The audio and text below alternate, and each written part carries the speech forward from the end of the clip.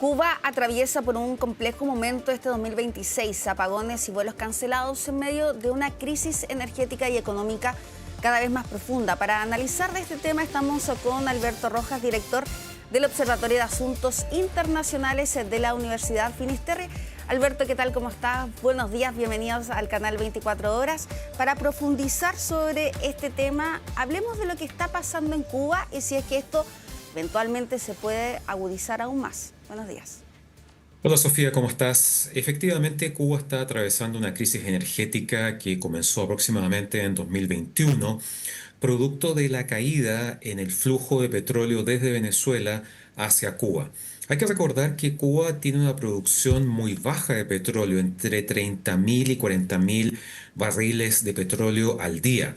Pero para funcionar, la isla necesita entre 110.000 y 125.000 barriles, es decir, está muy por debajo en términos de su producción. Y eso la obliga a depender de proveedores externos. Hay que recordar que durante la segunda mitad del siglo pasado, durante la Guerra Fría, la Unión Soviética le entregó permanentemente un flujo constante, regular de petróleo con el cual Cuba funcionó de manera bastante bien, incluso permitiendo que cada cierto tiempo podía revender parte de ese petróleo soviético en el mercado para generar ingresos. Sin embargo, a fines de 1991, con la desaparición de la Unión Soviética y el fin de la Guerra Fría, Cuba entró en una etapa de crisis porque perdió a su principal proveedor de petróleo. Toda la década de los 90 fue una crisis similar a la actual. Sin embargo, a comienzos del 2000, con la llegada de Hugo Chávez al poder, esta vez fue Venezuela quien se convirtió en su proveedor principal hasta prácticamente el 2017, donde la producción venezolana comenzó a caer de manera bastante sostenida. Ahora, con la intervención estadounidense en Venezuela, tras la captura de Nicolás Maduro y el control que está teniendo sobre la empresa petrolera, la industria petrolera venezolana, hemos visto que Trump ha decidido restringir el envío de petróleo venezolano a Cuba, lo cual va a profundizar esta crisis que tiene a Cuba y a sus principales ciudades con cortes diarios prácticamente de 12 a 18 horas. También están las cancelaciones de vuelo. Ayer, por ejemplo, hablaban sobre la reducción de las jornadas escolares. ¿Qué más puede pasar allá en Cuba a raíz de esta crisis que está atravesando? ¿Hasta dónde puede Bueno, llegar, por ejemplo?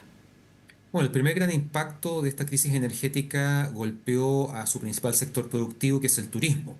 Tú mencionabas el tema de que si no tienen petróleo para que los aviones que llegan se reabastezcan y puedan salir de la isla, no van a llegar extranjeros, no van a llegar turistas. Y tampoco van a llegar extranjeros a un hotel o a un resort en donde prácticamente hay 12 o 17 horas de cortes de electricidad y no se puede funcionar.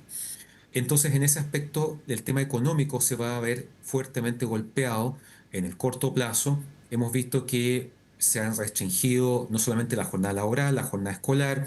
Aquí hay que considerar la necesidad de generadores, por ejemplo, para hospitales, en donde evidentemente no se puede privar a ciertos pacientes electrodependientes, ¿verdad?, con respiradores u otro equipamiento similar, porque de por medio está su vida.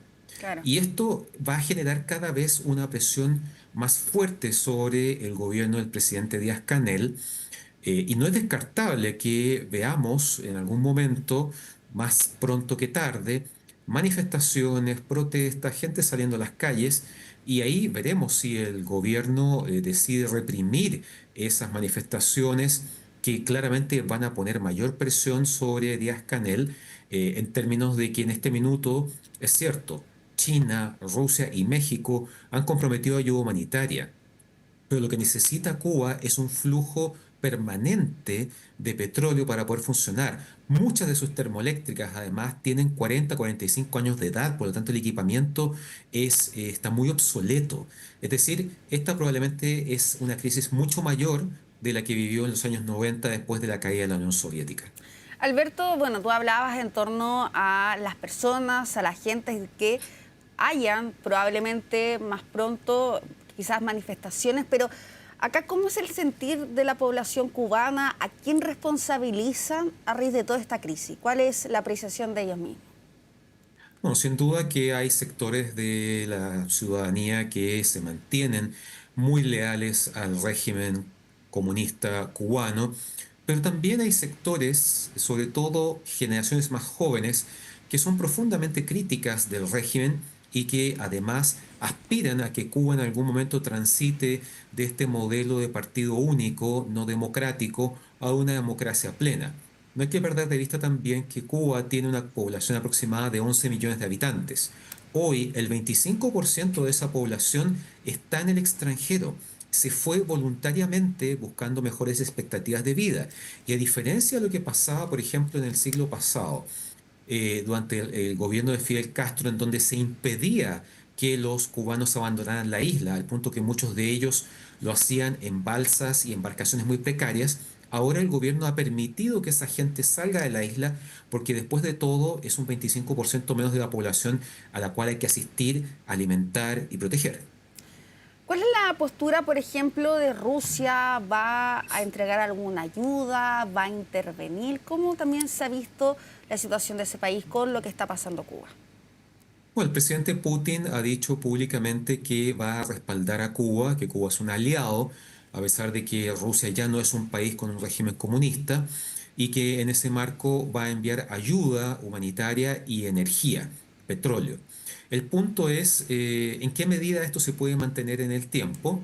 Hay que recordar que Rusia sigue con el frente abierto de la guerra en Ucrania. En pocos días se cumplirán 4 años de la invasión rusa a Ucrania. Y ese es un tema no menor. En instantes en donde se intentan negociaciones para poner fin a ese conflicto. Hemos visto que el presidente Trump ha tomado una posición muy dura frente a Cuba y probablemente va a mirar mal a los países que decían ir en ayuda de Cuba.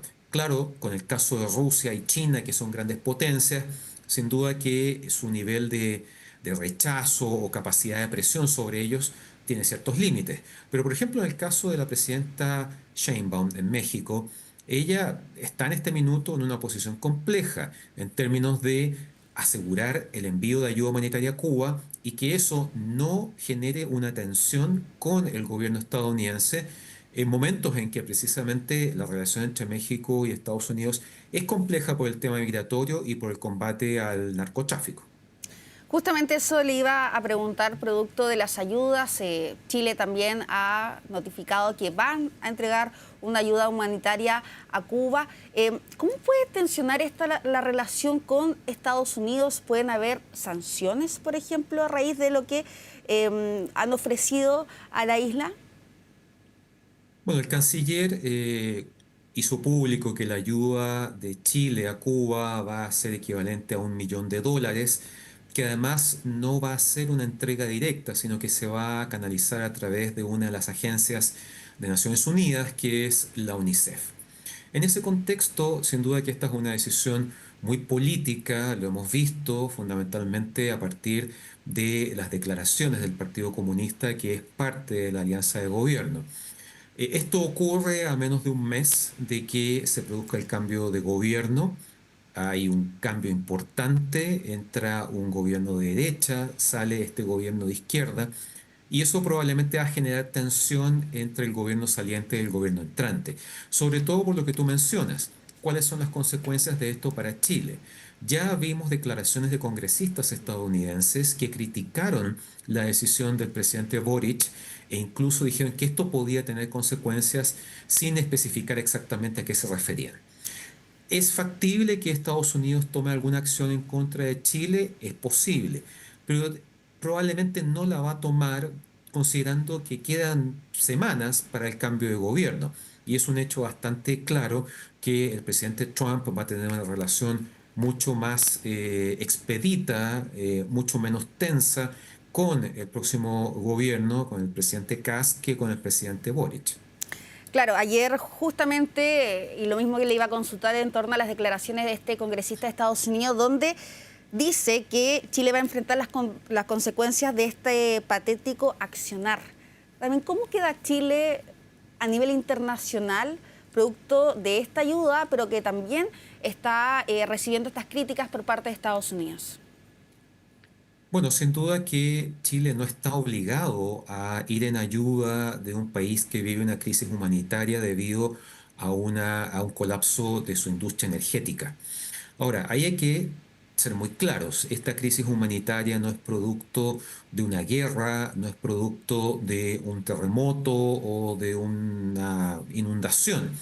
Es en gran medida producto de un modelo económico muy arraigado en el sistema comunista cubano que ha hecho inviable la inversión extranjera, la modernización, etcétera. Y sabemos que, y eso es un hecho, que Estados Unidos mantiene desde 1961 un embargo comercial que prohíbe cualquier tipo de relación comercial, cualquier intercambio comercial entre Estados Unidos y Cuba.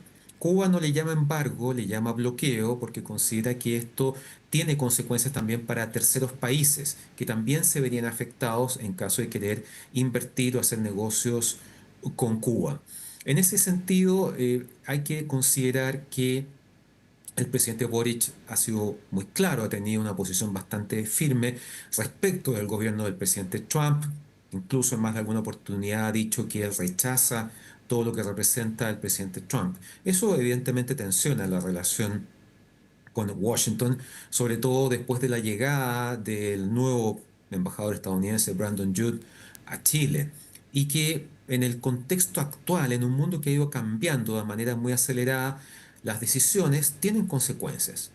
Y bueno, ahí se abre una pregunta. ¿Era prudente entrar en este escenario? ¿Era prudente ofrecer una ayuda a Cuba en este instante? Esa es una pregunta que tiene que evidentemente responder el gobierno saliente.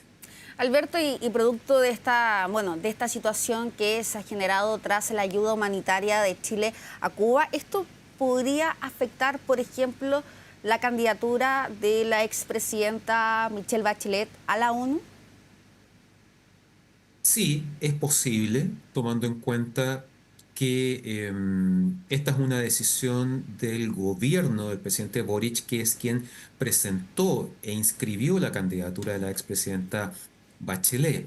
En ese sentido, se ha dicho que ella tiene bastantes atribuciones para poder entrar en esta carrera.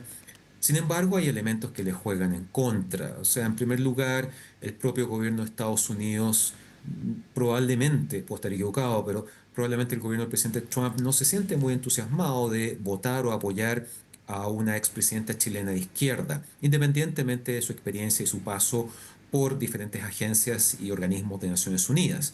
Por el contrario, probablemente se sentiría más cómodo apoyando al candidato argentino, tomando en cuenta la estrecha y cercana relación del presidente Milei con Donald Trump. Eso es algo que vamos a ver durante el desarrollo de este año. Y también, ¿qué otros países? Hemos visto que Brasil y México apoyan la candidatura de la expresidenta Bachelet, pero en Naciones Unidas el tamaño del país no es relevante. Cada país, por grande o pequeño, es un voto y lo que se necesitan son muchos votos para poder alcanzar el objetivo de transformar a Bachelet en la primera mujer que ocupe la Secretaría General de Naciones Unidas. Bueno, Alberto, volviendo al tema de la ayuda que no solamente ha dicho Chile, sino que también México, entre otros, ¿hasta dónde es suficiente esta ayuda? ¿Es algo para poder afrontarlo de manera temporal? ¿Es suficiente? ¿Esto se tiene que ir actualizando? ¿Cómo también lo se puede ver en toda esta situación? Bueno, el gobierno chileno ha entregado esta ayuda equivalente a $1 millón, que no es mucho para poder resolver esta crisis. Esta crisis se resuelve más allá de los aportes puntuales de países como China, Rusia o México, que, y esto es importante aclararlo, no están ofreciendo un abastecimiento permanente en el tiempo, un flujo constante, como era lo que podía hacer Venezuela. Están enviando paquetes de ayuda en el tiempo, que obviamente es muy distinto que una ayuda permanente. Y en ese marco, aquí la clave es la posibilidad de recibir petróleo de manera constante. Y eso no va a ocurrir mientras Estados Unidos tenga cerrada la válvula de Venezuela y mientras los otros países no puedan comprometerse a un flujo continuo de petróleo. Aquí claramente, y el presidente Trump lo ha dicho, la apuesta es que esta crisis energética desemboque en la caída del régimen comunista del presidente Díaz-Canel. Trump dijo que no iba a ser necesario intervenir militarmente en Cuba y que en el fondo estaban contados los días para el régimen cubano producto de esta asfixia diaria que está viviendo en términos energéticos. Sabemos que hay países que van a seguir ofreciendo algún tipo de ayuda. No sabemos si Trump en algún momento podría decir o amenazar con algún tipo de medida en contra de los países que continúen ayudando a Cuba. Pero lo cierto es que si aquí no hay un restablecimiento del flujo petrolero, Cuba va a seguir profundizando esa crisis a niveles cada vez mayores. Justamente eso te iba a preguntar, Alberto, en torno a la incursión militar que Donald Trump dice que no es necesario, pero ¿eso es un hecho o puede cambiar, por ejemplo, de parecer en un tiempo más? Bueno, Sofía, hemos visto, conocemos al presidente Trump, sabemos que él muchas veces puede decir una cosa un día y otra muy distinta 2, 3 días después. O sea, es cosa de ver, por ejemplo, la relación con el presidente Petro de Colombia, que en algún momento lo calificó de un hombre enfermo, etcétera, y un narcotraficante, y terminó recibiéndolo de manera muy cordial en la Casa Blanca. En ese sentido, el presidente Trump puede cambiar perfectamente de decisiones, ¿verdad?, de opinión en función de su propio parecer o de informes de sus asesores. Hay que recordar que Estados Unidos ya tiene en la historia un precedente que fue la intervención en Bahía Cochinos en 1961, que fue un intento fallido, fracasado, de derrocar a Fidel Castro. En ese sentido, la idea de una intervención militar no es descartable, pero lo cierto es que no hay que olvidar que uno de los elementos clave de las promesas de campaña de Trump, tanto en su primer gobierno como ahora, fue sacar a Estados Unidos de conflictos en el extranjero en los cuales no estaba en juego la seguridad de Estados Unidos. Y por eso en su momento trató de sacar a las tropas de Irak, de Afganistán, y por lo mismo tampoco ha buscado involucrar tropas estadounidenses en otras partes del mundo. Recordemos que finalmente el despliegue naval en el Caribe frente a Venezuela terminó con una operación muy acotada de fuerzas especiales, en este caso la Fuerza Delta, que capturan a Maduro y se van, dejando evidentemente 100 muertos detrás de ellos. Pero es muy distinto a iniciar una intervención militar con bombardeos, con desembarco de tropas y ese tipo de cosas. Eso sería tremendamente impopular en Estados Unidos en general y sobre todo para las bases MAGA, las bases trampistas que han apoyado durante tanto tiempo al presidente Donald Trump. Y además no hay que perder de vista que en noviembre de este año Estados Unidos tiene lo que se llama las elecciones de mitad de mandato, que básicamente son elecciones legislativas en las cuales se va a recambiar o se va a reelegir un tercio del Senado y toda la Cámara Baja, la Cámara de Representantes. Actualmente ambas cámaras están bajo el control de los republicanos, es decir, el partido oficialista, y su aspiración es conservar ese control. Para los demócratas, su principal objetivo va a ser recuperar el control de la Cámara Baja. Y evidentemente, si hay malestar dentro de la ciudadanía por este tipo de temas u otros, eso se va a ver reflejado en los votos. Alberto, bien cortito y preguntarte a propósito de esta advertencia, ya para ir cerrando, de la ONU a Estados Unidos en torno a que se incumple con la Carta de Naciones Unidas. ¿En qué situación queda eso? ¿Cómo es la situación también producto de lo que menciona la ONU, de lo que está realizando Estados Unidos, producto también en torno a la crisis de Cuba? Hay un choque que hemos visto todos desde que Donald Trump volvió a la Casa Blanca entre Washington y Naciones Unidas.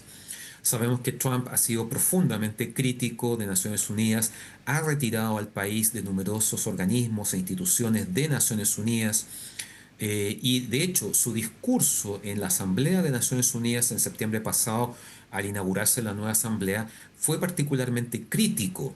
Entonces, lo que vemos ahí es un Estados Unidos, un gobierno del presidente Trump, que no cree en la capacidad de Naciones Unidas para resolver los conflictos y los problemas que aquejan hoy al mundo. Recordemos que además el gobierno del presidente Trump no reconoce la amenaza del cambio climático Y eso evidentemente le quita fuerza a Naciones Unidas. Naciones Unidas tiene problemas propios, tiene problemas de eficiencia, tiene problemas de representatividad, fundamentalmente al interior del Consejo de Seguridad, este esquema de países que tienen más atribuciones que otros. Los 5 miembros permanentes tienen derecho a veto, los otros 10 no. Y eso ha hecho que Naciones Unidas haya ido perdiendo su fuerza, su eficiencia y claramente iniciativas como el Consejo para la Paz o el Directorio para la Paz que estrenó Trump es de algún modo un desafío. De momento ese organismo no va a reemplazar a Naciones Unidas, pero ciertamente la relación entre la Casa Blanca y Naciones Unidas se deteriora cada vez más y todavía quedan prácticamente 3 años más de mandato del presidente Trump y durante ese periodo sin duda que eso puede tensionarse aún más. Bueno, muchas gracias Alberto Rojas, director del Observatorio de Asuntos Internacionales de la Universidad Finisterre, con este tremendo análisis en torno a la situación de Cuba. Que tengas una muy buena jornada. Muchas gracias, Sofía, un gusto. Muchas gracias.